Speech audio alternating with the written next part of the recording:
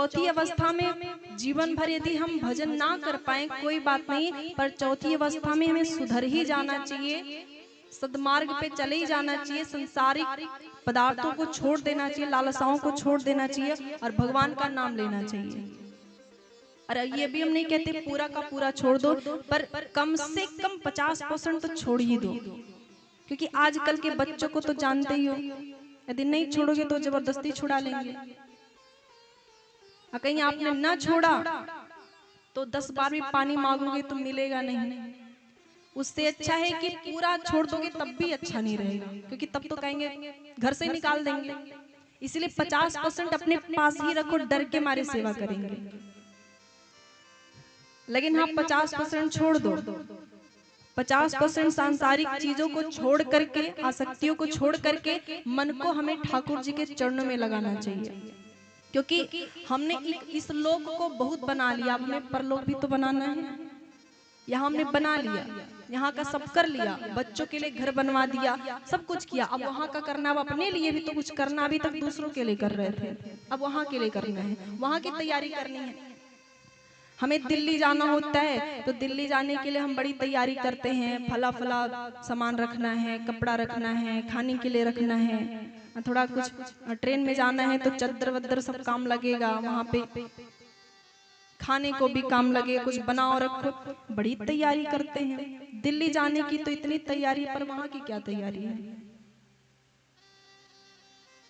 यहाँ की भी खूब तैयारी कर लिए, अपना जीवन जिए सो जिए, 2-4 ठो बच्चे हैं उनके लिए भी हाँ घर बनवा दे, नहीं तो कहाँ रहेंगे बच्चे।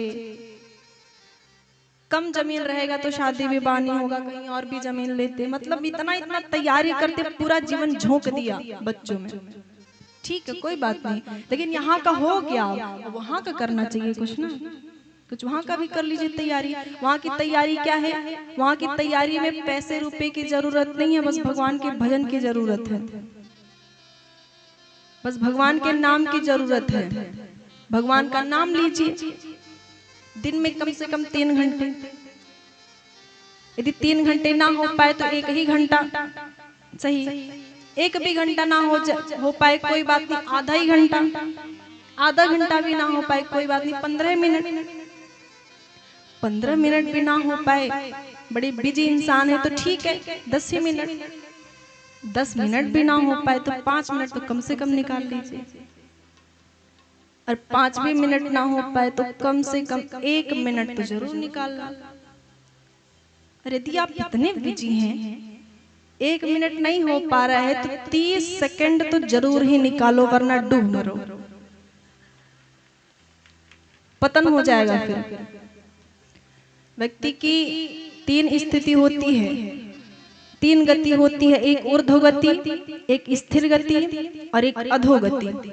अब ऊर्ध्वगति मतलब तो समझ ही रहे होंगे, स्वर्ग लोक सीधा भगवान के चरण, और स्थिर गति का अर्थ होता है फिर से मनुष्य बन जाए, और एक होता है अधोगति। यदि आपने 30 सेकंड भी नहीं निकाला तो फिर तैयार रहो अधोगति के लिए, कभी पेड़ बन जाओगे, कभी बंदर बन जाओगे, कभी छिपकली बन जाओगे, कभी मेंढक बन जाओगे,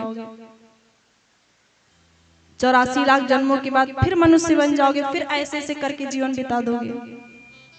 वहां की तैयारी करनी, कम से कम 30 सेकंड जरूर समय निकालो। और वो कब निकालना है?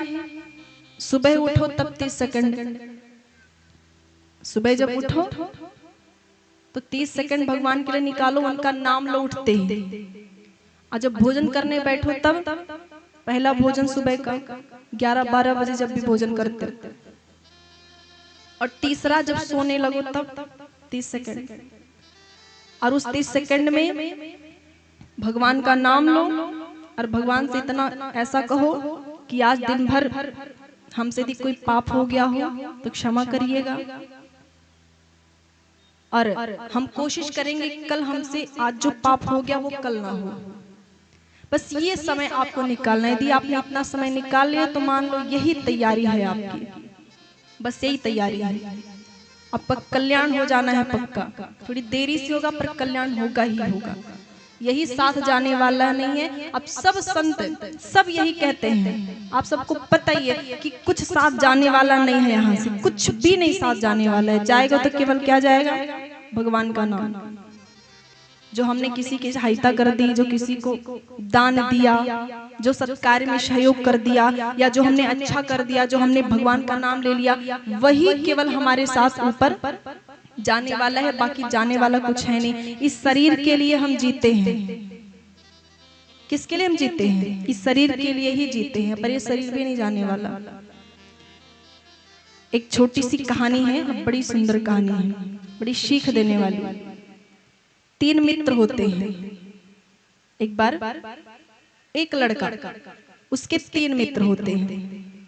पहला मित्र ऐसा था जो दिन रात उसके साथ ही रहता था, और दूसरा मित्र ऐसा था जो सुबह शाम साथ होता था, और तीसरा मित्र ऐसा था जो कभी कभार मिलता था।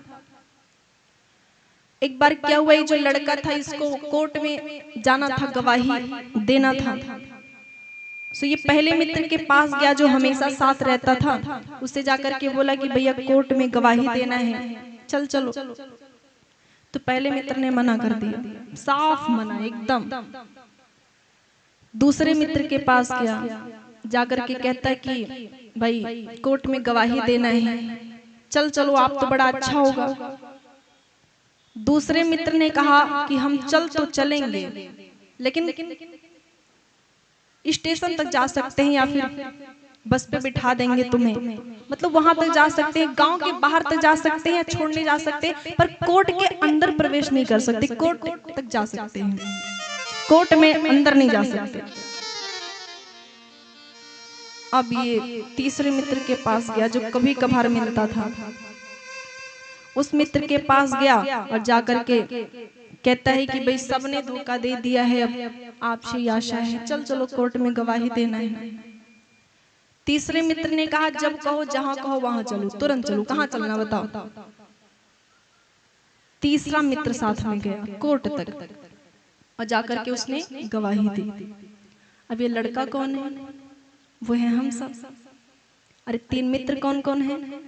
पहला मित्र जो हमेशा साथ में रहता है, वो है हमारा शरीर जो हमेशा साथ में रहता है, पर जब यमराज के कोर्ट में जाना होता है तो ये साथ छोड़ देता है, जाता नहीं वहां तक। और दूसरा मित्र जो सुबह शाम मिलता है, वो कौन है? वो है हमारे घर वाले, जो कहते हैं कि भाई हम दरवाजे तक आ सकते हैं, शमशान घाट तक जा सकते हैं, पर उसके आगे हम नहीं जा सकते, कोर्ट में नहीं जा सकते, वो भी साथ छोड़ देते हैं। और तीसरा मित्र कौन है?